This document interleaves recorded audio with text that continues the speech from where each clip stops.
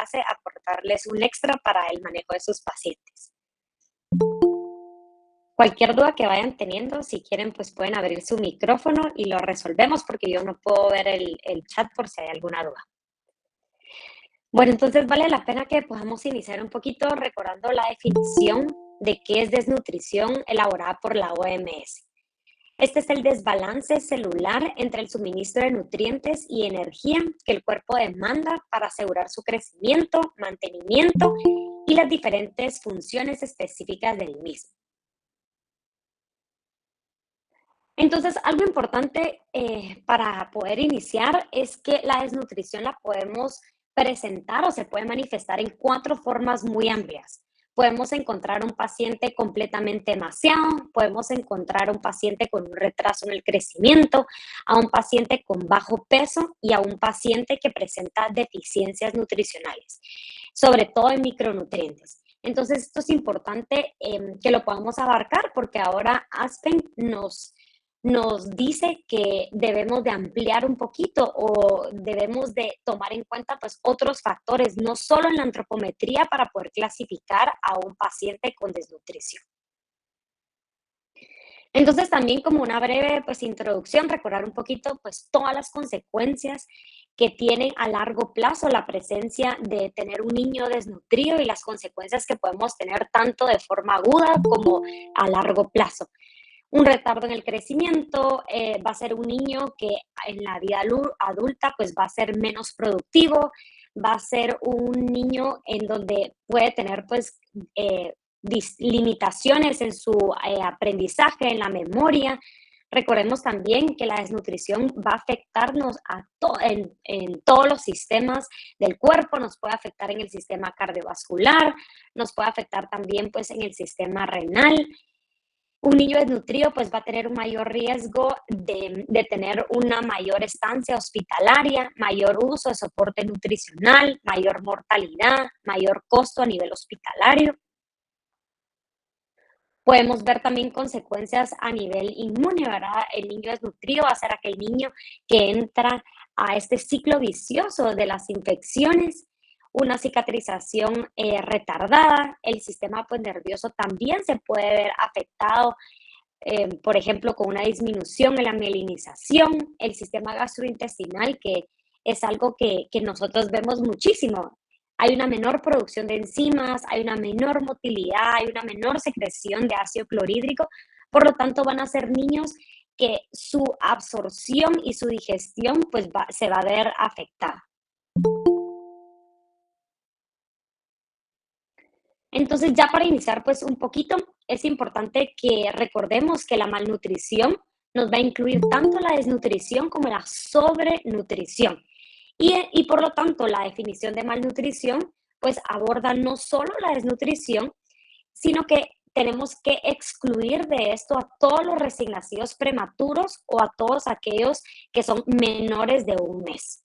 Entonces, ASPEN, que es la Asociación Americana de Nutrición Parenteral y Enteral, define la malnutrición como un desequilibrio entre el requerimiento y la ingesta de nutrientes que va a resultar en déficit acumulativo de energía, de proteína o micronutrientes, que puede afectar de forma negativa el crecimiento, el desarrollo y otros resultados relevantes.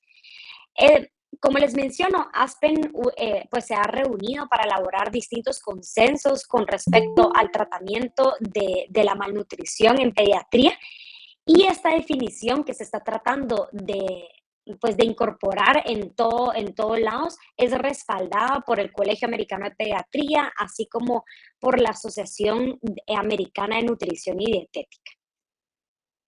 Entonces, ¿por qué es tan importante que nos podamos unificar con respecto a la definición o a los criterios de diagnóstico?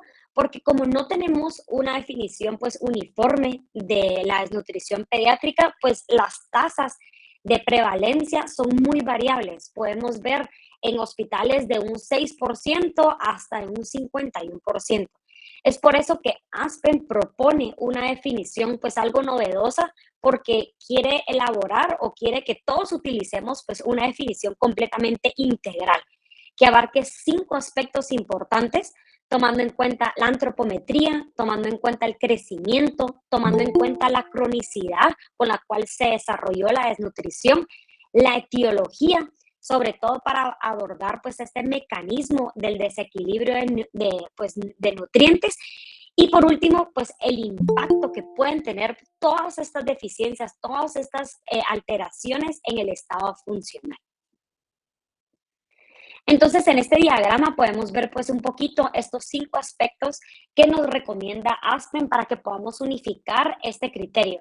Muchas veces, y yo les comparto pues mi experiencia durante muchos años, pues solo diagnosticábamos la desnutrición con antropometría. El paciente estaba por debajo de ciertas puntuaciones Z y nosotros pues ya lo diagnosticábamos como un niño desnutrido. Y claro, es uno de los aspectos que tenemos que tomar en cuenta, pero lo que propone Aspen es que hagamos un diagnóstico integral para que podamos dar un mejor tratamiento, logremos que este sea oportuno y los resultados sean mejores. Entonces, dentro de estos pues, 5 aspectos a tomar en cuenta, pues son los parámetros antropométricos que ya conocemos. El peso, la talla, la circunferencia media de brazo, que es un aspecto que se propone para que podamos diagnosticar desnutrición, utilizando pues los puntajes Z con las tablas de referencia que ya conocemos. La etiología y la cronicidad, pues aquí tomar en cuenta si es una pues desnutrición relacionada a la enfermedad o si no está relacionada a la enfermedad, que lo vamos a ver pues más adelante. Si esta desnutrición es aguda, esta va a ser cuando sea menor a 3 meses o si es crónica, cuando la desnutrición se ha desarrollado por más de 3 meses. Y recuérdense, pues algo muy importante que es la inflamación, ¿verdad? ¿Está o no acompañada de inflamación esta desnutrición? Luego tenemos que tomar en cuenta los mecanismos por los cuales se desarrolló esta desnutrición.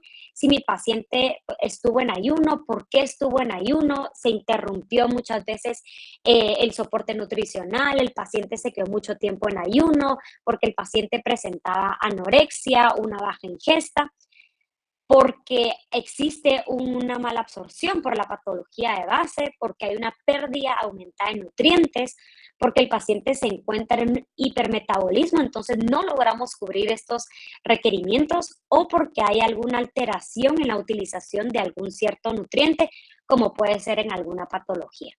Todo esto pues nos lleva a un desequilibrio de nutrientes, ya sea porque hay una baja ingesta, entonces no logramos cubrir esos requerimientos, o porque los requerimientos están aumentados y tampoco podemos alcanzarlos. Esto nos va a llevar entonces a la desnutrición, a la malnutrición, que puede ser por una deficiencia de energía, por una deficiencia de proteínas o ya sea también por una deficiencia de micronutrientes. Y por último, pues estos resultados adversos que se pueden presentar como la pérdida de masa muscular, como un desarrollo neurocognitivo alterado, como una disfunción inmune, como todas estas consecuencias que mencionamos anteriormente. Aquí podemos ver entonces esta clasificación que mencionábamos como parte de nuestro segundo punto a tomar en cuenta, que es esta desnutrición relacionada con la enfermedad. Aquí incluimos, por ejemplo, un trauma específico o algún desequilibrio específicamente de los nutrientes que puede estar asociado a uno o más resultados adversos. La etiología, pues puede ser, en este caso, va a ser específica de la desnutrición y tomar en cuenta también, pues, la gravedad de lo mismo. Y la otra clasificación, pues, es aquella malnutrición, pues, no relacionada a la enfermedad, que aquí va a ser lo que hablamos de nuestro ambiente. El paciente está en ayuno, la parte como socioeconómica, la parte de todos aquellos factores que van a influir la ingesta de alimentos. Entonces, ahora sí, ya pasando pues un poquito a esta evaluación nutricional, es importante pues comentarles que para nosotros evaluar un paciente de forma integral utilizamos el proceso de atención nutricional, que antes de realizar esta evaluación nutricional completa, pues debemos de realizar un tamizaje. Eso es lo recomendado.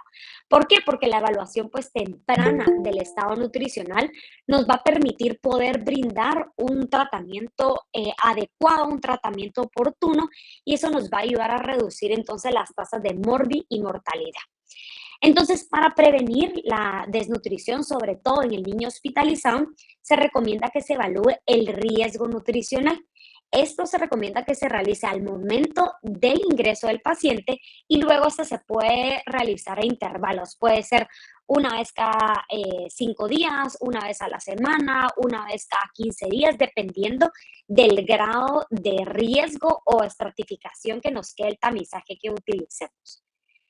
En el 2020, la Academia de Nutrición y Dietética pues publicó una revisión sistemática con todas las herramientas que se utilizan para poder detectar o para poder evaluar la nutrición pediátrica sin tomar en cuenta pues todos aquellos factores de antropometría, del mecanismo, etcétera, etcétera.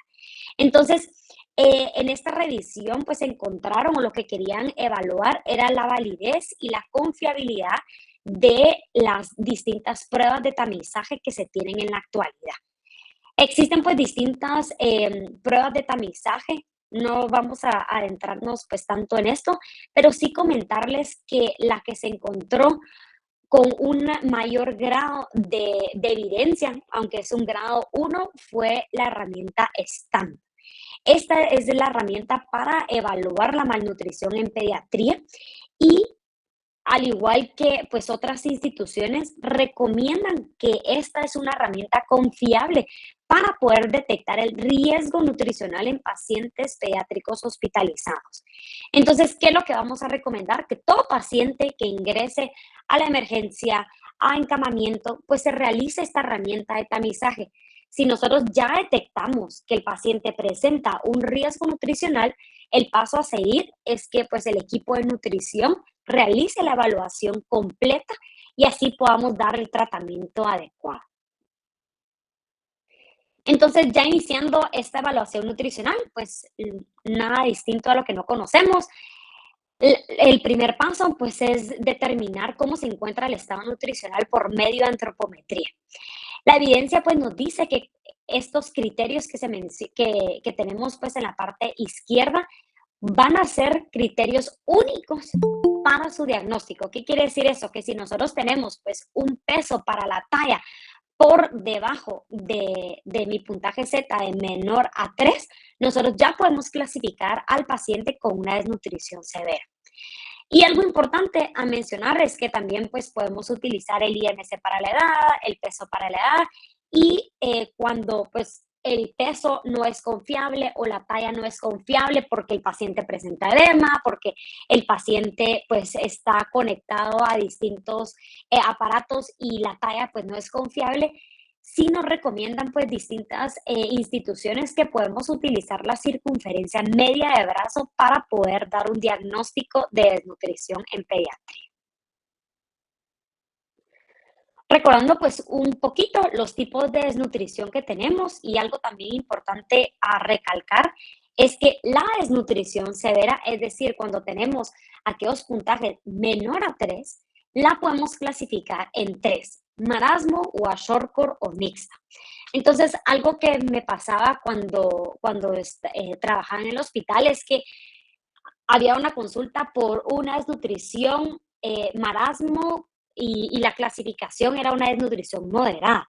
Entonces, eso sí es importante a mencionar, que solo la desnutrición severa, solo aquella que nos cae a menor a 3, nosotros la podemos clasificar como marasmo, kwashiorkor o mixta.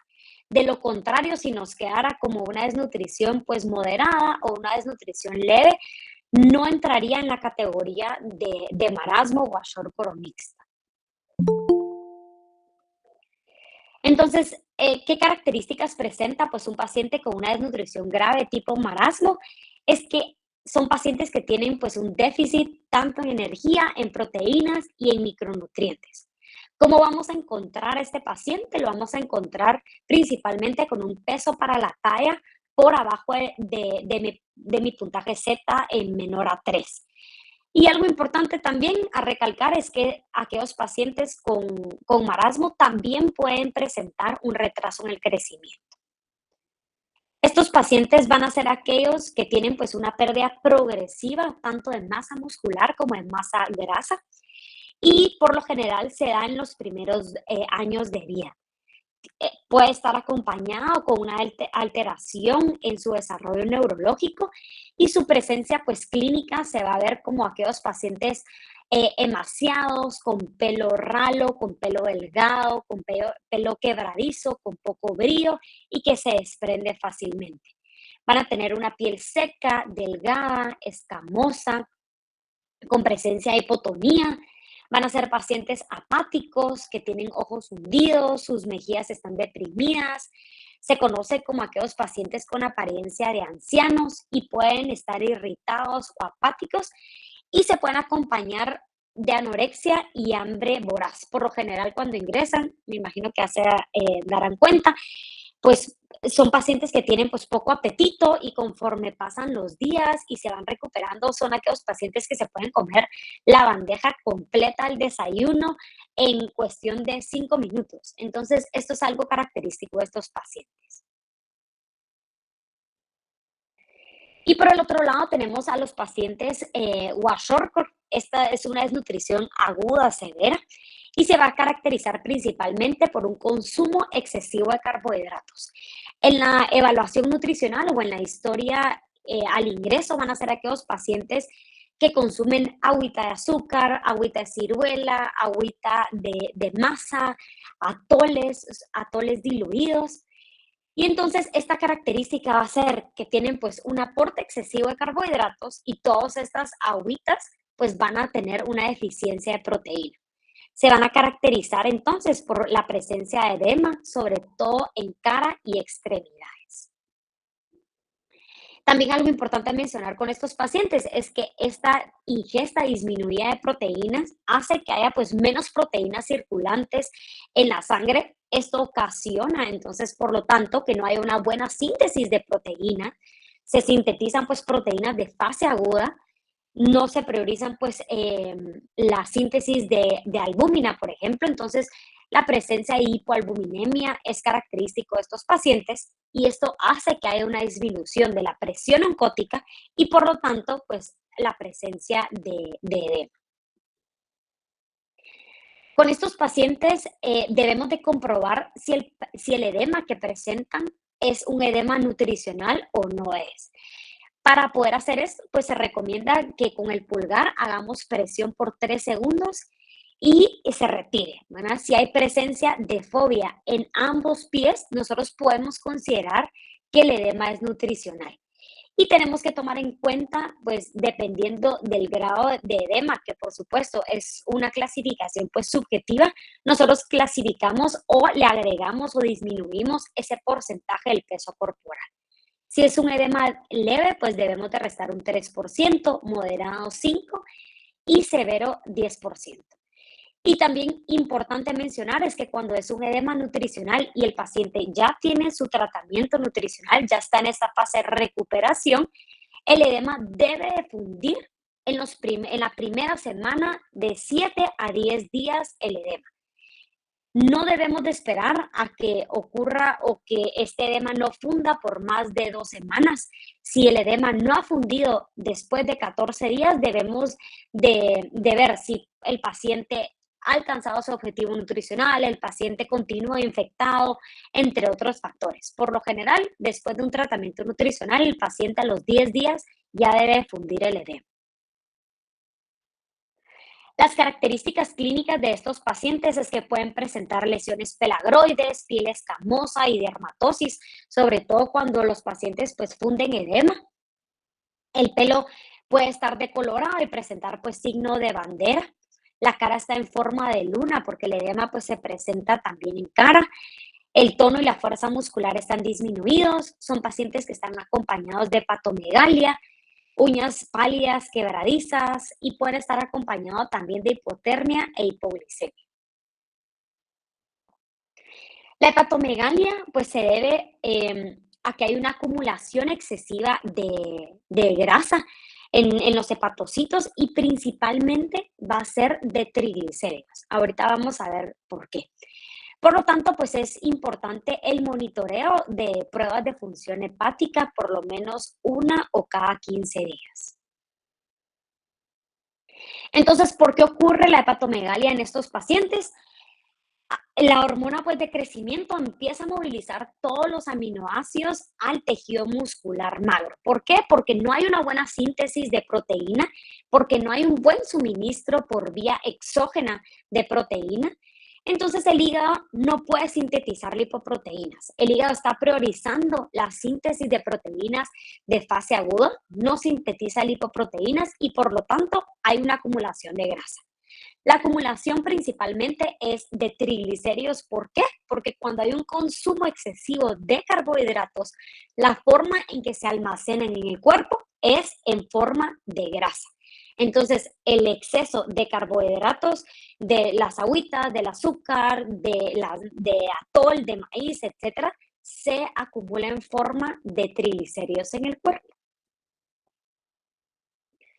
Y por último, pues tenemos la desnutrición mixta. Esta pues sabemos que es la presencia de ambas.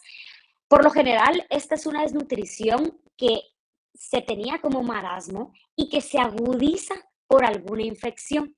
Entonces, esta desnutrición eh, de marasmo se enmascara por esta infección. Entonces, esto hace que haya un aumento en los niveles de cortisol que supera la capacidad de movilización de los aminoácidos.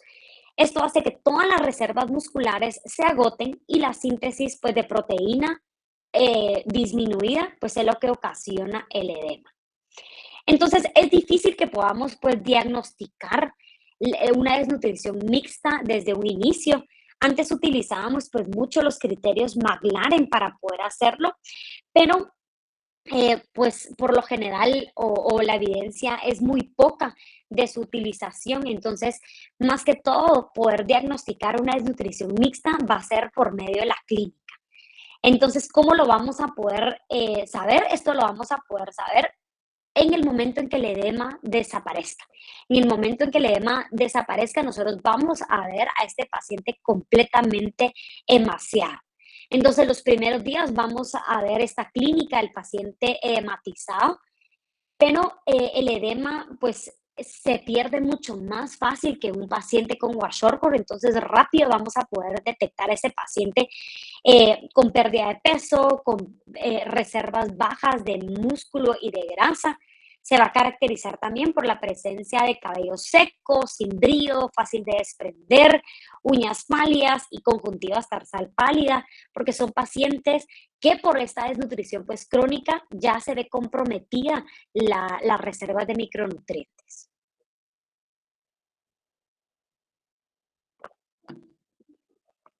Quería agregar pues un poquito a la clase sobre algunos cambios que ocurren en el metabolismo de proteína y de energía en pacientes desnutridos. La baja ingesta de proteína, tanto en la nutrición del paciente con marasmo o shortcore o mixta, esta baja ingesta de proteína hace que tengamos balances negativos de nitrógeno. Entonces, podemos tener pues una buena ingestión de proteína, pero la absorción debido a todas las consecuencias que se presentan de la desnutrición se puede ver afectada de un 10 a un 30%. También importante pues mencionarles que hay un aumento en la síntesis de proteína de fase aguda, lo que he estado mencionando. Por lo tanto, pues vamos a ver la albúmina baja. Importante pues recalcar que la albúmina no es un criterio de diagnóstico de desnutrición.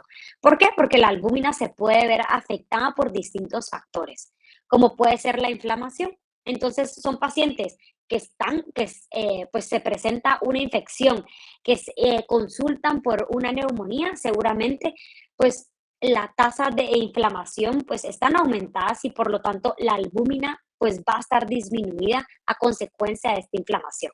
Por lo tanto, pues no se recomienda la utilización de la albúmina como criterio de desnutrición. Luego tenemos algunas alteraciones en el metabolismo de energía. Por esta falta de nutrientes, pues también ocurre un balance negativo de energía. Entonces, ¿qué ocurre? Son pacientes que se encuentran hipometabólicos, que el gasto energético está disminuido, la grasa del cuerpo pues se empieza a movilizar para poder utilizarse como fuente de energía y esto ocasiona que todas las reservas de masa grasa se encuentren disminuidas. Esto ocasiona, por lo tanto, pues una pérdida de peso y esto hace, esta pérdida de peso, esta pérdida de grasa, hace que se pierda esta capacidad pues de regular la temperatura con estos pacientes. Por lo tanto, pacientes desnutridos son pacientes que quizá pueda que no presenten fiebre como un mecanismo de defensa ante las infecciones, porque esta barrera de protección pues está disminuida. Entonces, factores a tomar en cuenta que puede ser que sea un paciente que sí presente una infección, pero por estas alteraciones en el gasto energético puede que no se manifieste con la presencia de fiebre.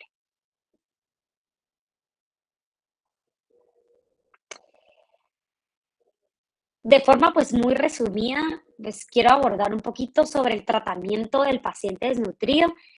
Pues tenemos distintos protocolos de manejo, el protocolo de recuperación nutricional de la OMS, el protocolo que se utiliza pues también a nivel nacional, que es prácticamente extrapolado el de la OMS.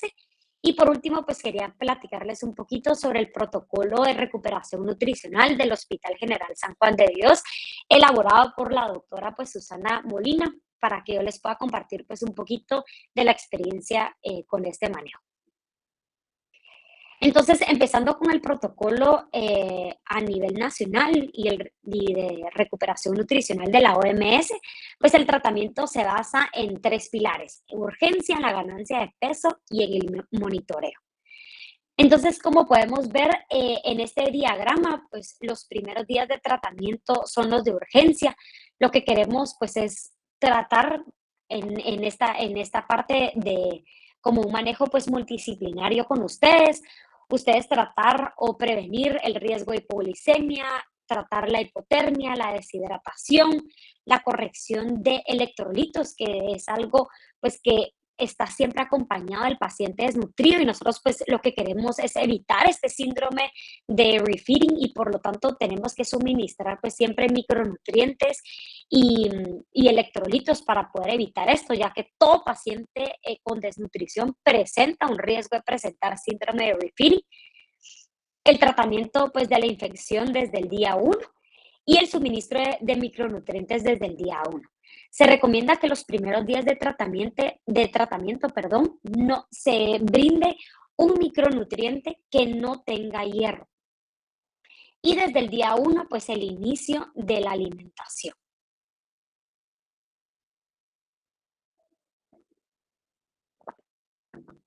Porque es que no se recomienda la administración de hierro en la primera semana de tratamiento.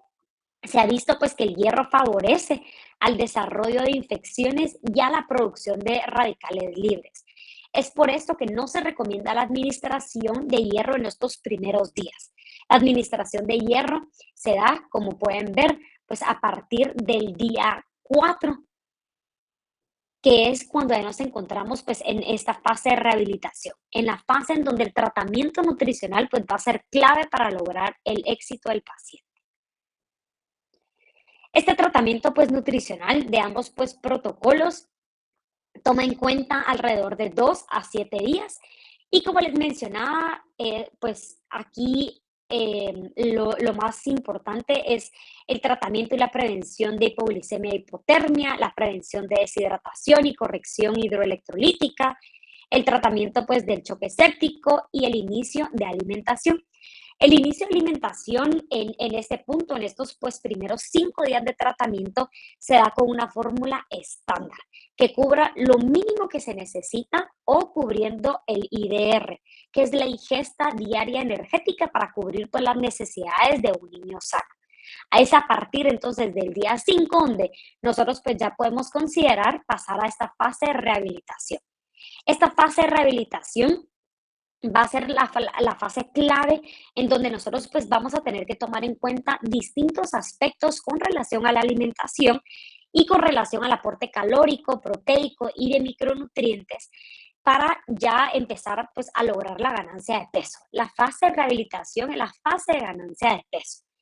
Entonces, vamos a comenzar esta fase tan pronto pues como sea posible, ya que el paciente esté estable, ya que pasemos pues por lo menos estos primeros días de tratamiento.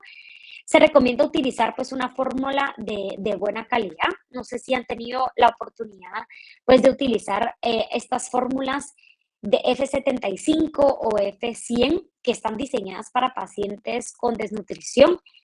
En lo personal, a nivel pues hospitalario, eh, considero que tenemos pues otros recursos de quizá mejor calidad o otros recursos que nos van a ayudar a lograr esta fase de ganancia de peso mucho más rápida.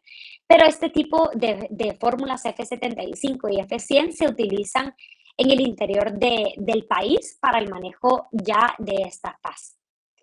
Se recomienda que se realicen estos aumentos del soporte nutricional de forma gradual, que esto sea lenta. Nunca forzar al paciente a comer. ¿Qué significa esto? Que por lo general pues van a ser pacientes que el soporte nutricional sea la mayoría por fórmula, por sucedáneos de la lactancia materna, por suplementación de la madre para mejorar esta calidad de lactancia materna, entre otros.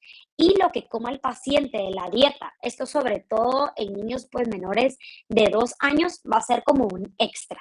Nunca tenemos que forzar porque, como les mencionaba, al inicio son pacientes que presentan anorexia. Si el paciente no está consumiendo alrededor del 70% de su ingesta energética, no está cubriendo esta meta que se plantea, pues sí se puede utilizar de forma pues suplementaria el uso de una sonda nasogástrica. Nunca vamos a interrumpir la lactancia materna, lo que podemos hacer es suplementar a la madre para que la madre logre cubrir las calorías, las proteínas, los carbohidratos, las grasas y los micronutrientes necesarios que se necesitan de forma extra en esta etapa de lactancia materna. Vamos a suplementar siempre la dieta con electrolitos, con vitaminas y minerales. Vamos a evaluar los progresos todos los días para evaluar la tolerancia y así poder ir alcanzando pues nuestra meta lo antes posible. Y algo importante, pues comentarles que nosotros pues nunca hacemos al mismo tiempo aumentos de volumen y aumentos de densidad. Por lo general lo que se recomienda es que topemos los requerimientos de líquidos y después de eso pues ya vamos pues aumentando esta densidad o aumentando pues la densidad de nutrientes para poder alcanzar la meta. Ambos protocolos pues nos recomiendan que podemos dividir los requerimientos en 3 fases, ¿verdad? El inicial, que como les decía, pues aquí damos una fórmula estándar. Esta fórmula estándar cubre alrededor de 75 a 100 calorías por día y de proteína de 1.3 a 1.75 gramos kilogramo día. Es a partir del quinto día cuando ya entramos en esta fase de rehabilitación, cuando ya empezamos a hacer pues estos aumentos. Estos protocolos pues nos recomiendan que nuestros pacientes van a lograr fundir el edema, van a lograr una ganancia de peso a partir de las 150 calorías kilogramo. Y algunos pacientes pues van a necesitar 200 calorías kilogramo de proteína de 3 a 4 gramos kilogramo al día. Nuestro indicador de éxito para saber en qué punto detenernos con respecto a los aportes va a ser la ganancia de peso. Puede ser que algunos pacientes que presenten desnutrición, que presenten pues una ileostomía, que esta ileostomía sea de alto gasto y que esta ileostomía se hizo porque el paciente tiene pues una obstrucción intestinal, porque tiene fibrosis quística, por ejemplo, van a ser pacientes hipermetabólicos, hipercatabólicos, que seguramente con 200 calorías kilogramo en algunas ocasiones podemos llegar hasta quedarnos cortos. Como les digo una vez más, nuestro indicador de éxito va a ser la ganancia de peso. Entonces, si no logramos esta ganancia de peso, podemos aumentar, según estos protocolos, hasta 250 calorías kilogramo y 5 gramos kilogramo día de proteína.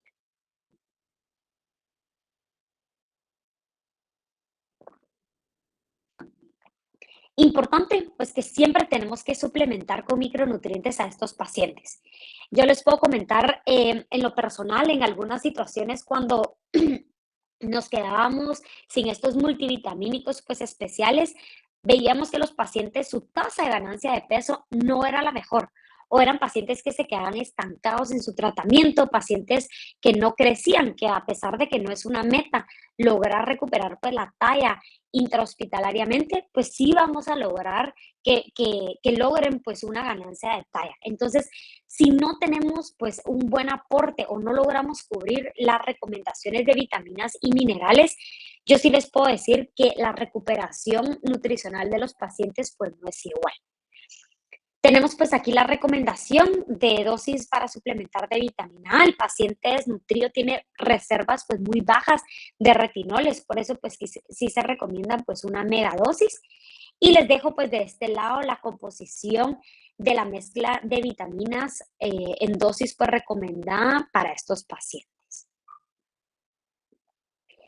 Ambos protocolos pues nos recomiendan pues un monitoreo ya para considerar el alta de estos pacientes y que pues se haga por medio de la ganancia de peso. Si mi paciente pues logra tener una ganancia de peso de 30 gramos día, vamos a considerar que el tratamiento está siendo efectivo. Vamos a considerar una buena ganancia de peso.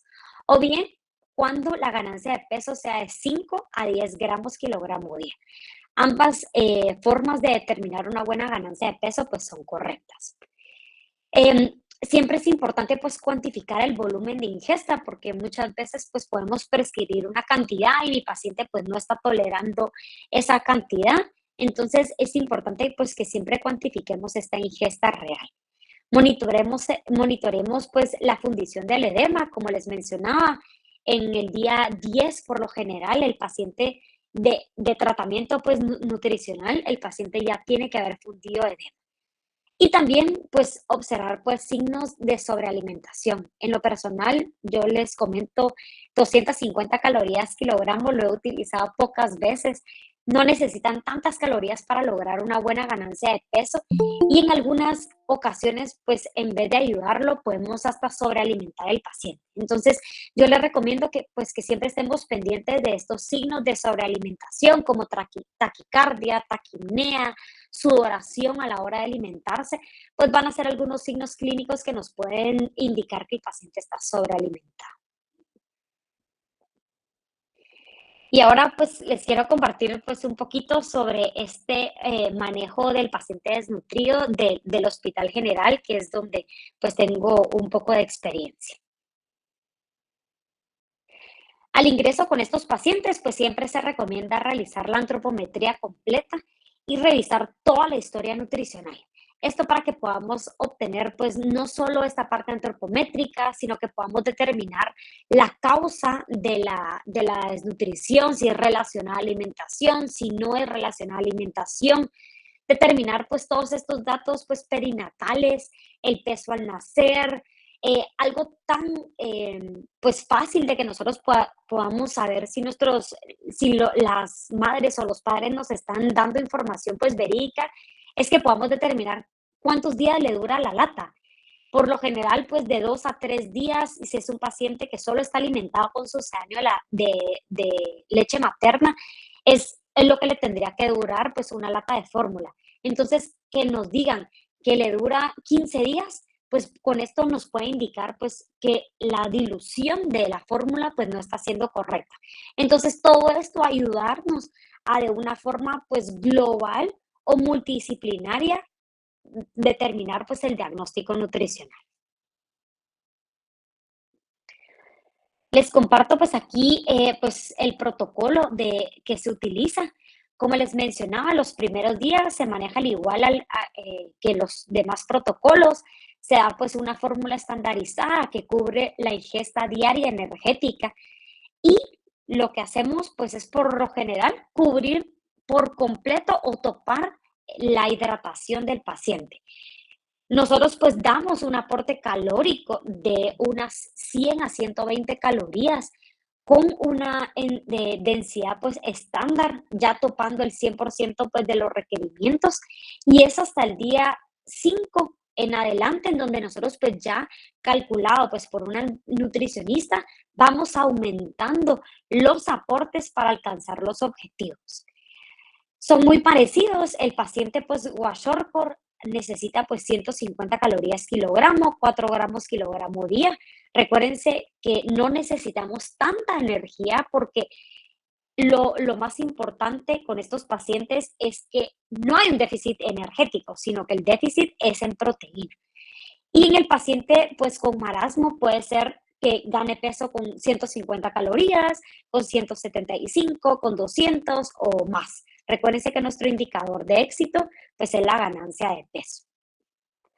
La ganancia de peso, pues también es igual a la que se manejan en los demás protocolos, arriba de 10 gramos kilogramo días, que nosotros pues consideramos una ganancia de peso alta o una ganancia de peso adecuada. Y entonces, ya para terminar, pues la clase, el éxito del tratamiento está en varios pilares. El primero y el que yo considero más importante, pues es ese tratamiento multidisciplinario. El tratamiento, pues, del médico, del nutricionista, de psicología, de trabajo social, es el que nos va a ayudar a tener, pues, un éxito pues, en el tratamiento a nivel hospitalario, así como en el egreso y a largo plazo. El éxito también se va a basar en la agresividad y en la forma idónea que hacemos pues el tratamiento, en ese punto correcto que se hacen estos aumentos, en el punto correcto en que decidimos colocar una sonda, en el punto correcto que se haga la suplementación de micronutrientes, un adecuado pues manejo de urgencias, pues una hospitalización acompañada de educación nutricional. Recuérdense, pues ustedes más que nadie sabrá que pues muchas veces damos mucha información en un solo momento y tanta información pues no la retienen muchas veces nuestros pacientes. Por lo tanto, pues sí es importante que brindemos esta educación nutricional todos los días. Al ingreso, cuando suba pisos, podamos dar como algunas charlas educativas, cuando las madres se sienten identificadas con el resto o que hay otra madre que también está pasando por lo mismo, retienen pues mucha más información. Entonces es importante que estemos brindando esta educación siempre. Y por último, un seguimiento y monitoreo. Muchas veces pues el paciente se da de alta y el paciente o no regresa o no se refiere a un centro de recuperación nutricional o no se refiere a la consulta externa para el seguimiento y lo perdemos, ¿verdad? Entonces, parte del éxito del tratamiento está en que podamos seguir monitoreando a los pacientes a largo plazo. Y con eso, pues espero que hayan disfrutado la clase y que hayan aprendido un poquito más de lo que saben. Muchas gracias por su atención.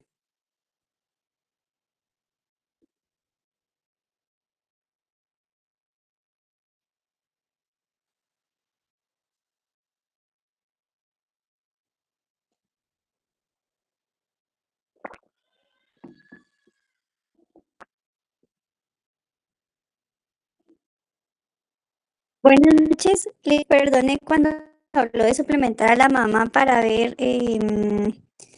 lo de la lactancia materna. Con cualquier Sí, multivitaminas se puede. fíjate, Astrid, que cuando me refiero a suplementación, durante el periodo de lactancia materna se requiere no solo un extra de micronutrientes, sino más que todo de calorías y de proteína. Nosotros tenemos en la lactancia materna que aportar un extra de 500 calorías y de 21 gramos de proteína extra. Entonces, si te comparto pues mi experiencia, nosotros pues hasta medimos la densidad en muchas ocasiones de la lactancia materna de una madre que ingresaba y las densidades eran por abajo de lo que nos dice la literatura de 0,65. Y al suplementar con este extra, no solo de energía, de proteína y de micronutrientes, logramos ver en cuestión de días, pues un aumento de esta densidad calórica y por lo tanto, entonces, de una mayor ganancia de peso. Entonces, pues sí es importante a tomar en cuenta que las madres que dan lactancia materna, sobre todo aquellas en nuestro país que por lo general pues no tienen una buena alimentación, pues sí tengan una suplementación de nutrientes. Gracias, muy amable.